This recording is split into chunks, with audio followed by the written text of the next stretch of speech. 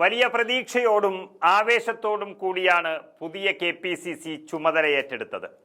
കേരളത്തിലെ കോൺഗ്രസിന്റെ പ്രവർത്തനം നിർജീവാവസ്ഥയിലേക്ക് നീങ്ങിക്കൊണ്ടിരിക്കുമ്പോഴാണ് KPCC അധ്യക്ഷനെ മാറ്റാൻ ഹൈക്കമാൻഡ് തീരുമാനമെടുത്തത്. എന്നാൽ കോൺഗ്രസിന്റെ സംഘടനാ സംവിധാനം തകരാൻ കാരണം വെറുമൊരു സുധാകരൻ മാത്രമല്ല. പ്രധാനമായും DCC പ്രസിഡന്റുമാരും മറ്റു ഭാരവാഹികളും എല്ലാം ഇതിൽ ഉൾപ്പെടുന്നു. അങ്ങനെ പ്രവർത്തിക്കുന്നവർ ആര്, പരാജയപ്പെട്ടവരാര് എന്നുള്ള വ്യക്തമായൊരു റിപ്പോർട്ട് കേരളത്തിന്റെ ചുമതലയുള്ള ദീപാദാസ് മുൻഷിയും രാഷ്ട്രീയ തന്ത്രജ്ഞൻ സുനിൽ കനുകോളുവും മറ്റു സർവേകളെല്ലാം നടത്തി AICCക്ക് റിപ്പോർട്ട് കൈമാറിയിരുന്നു. അതിന്റെ അടിസ്ഥാനത്തിലാണ് 10ഓളം DCC അധ്യക്ഷന്മാരെയും ഭൂരിഭാഗം KPCC ഭാരവാഹികളെയും മാറ്റാൻ തീരുമാനിച്ചത്.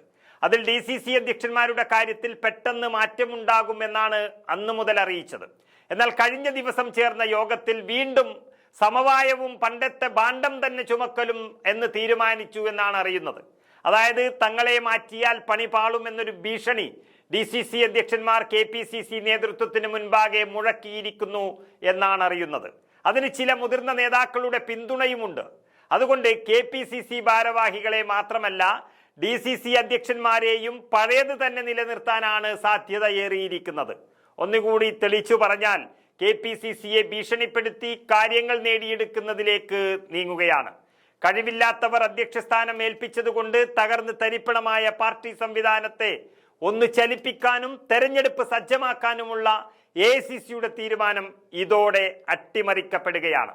3-4 DCC അധ്യക്ഷന്മാർ ഒഴിച്ചാൽ ബാക്കി എല്ലാവരും പരാജയമാണെന്നും അതിൽ ചിലർ ബൂത്ത് പ്രസിഡന്റാകാൻ പോലും യോഗ്യതയില്ലാത്തവരാണ് എന്നാണ് റിപ്പോർട്ട് AICCയുടെ മേശപ്പുറത്തിരിക്കുന്നത്. അത് ഇരിക്കുമ്പോൾ തന്നെ അതിലൊരു തീരുമാനമെടുക്കാൻ കഴിയാതെ പുതിയ KPCC ഇരുട്ടിൽ തപ്പാൻ തുടങ്ങിയിരിക്കുന്നു.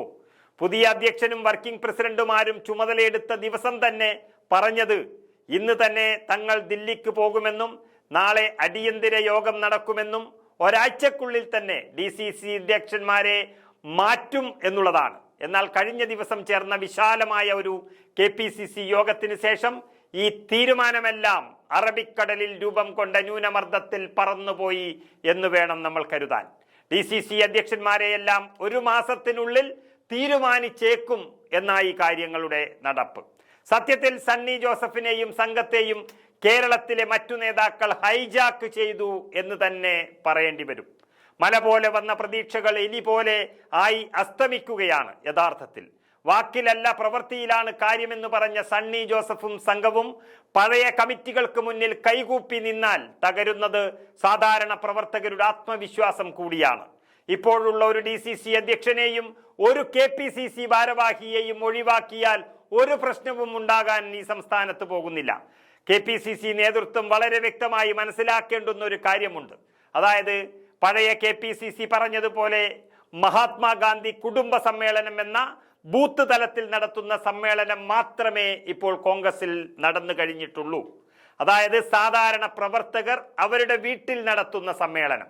അതിനു മുകളിലുള്ള മണ്ഡലം സമ്മേളനമോ ബ്ലോക്ക് സമ്മേളനമോ ജില്ലാ സമ്മേളനമോ നടത്താൻ ഈ കമ്മിറ്റികൾക്കൊന്നും കഴിഞ്ഞിട്ടില്ല. അതിനർത്ഥം പാർട്ടി സംഘടനാ സംവിധാനം ലവലേശം പോലും ചലിക്കുന്നില്ല എന്നുള്ളതാണ്. പ്രവർത്തകർക്ക് പ്രതീക്ഷ നഷ്ടപ്പെട്ട കഴിവില്ലാത്ത DCC അധ്യക്ഷന്മാരെ മുഴുവൻ പുറത്താക്കി പുതിയ കമ്മിറ്റിയെ ഏൽപ്പിക്കുകയും ചലിപ്പിക്കുകയും ചെയ്താൽ മാത്രമേ തെരഞ്ഞെടുപ്പിനെ നേടാൻ കോൺഗ്രസിന് കഴിയുകയുള്ളൂ.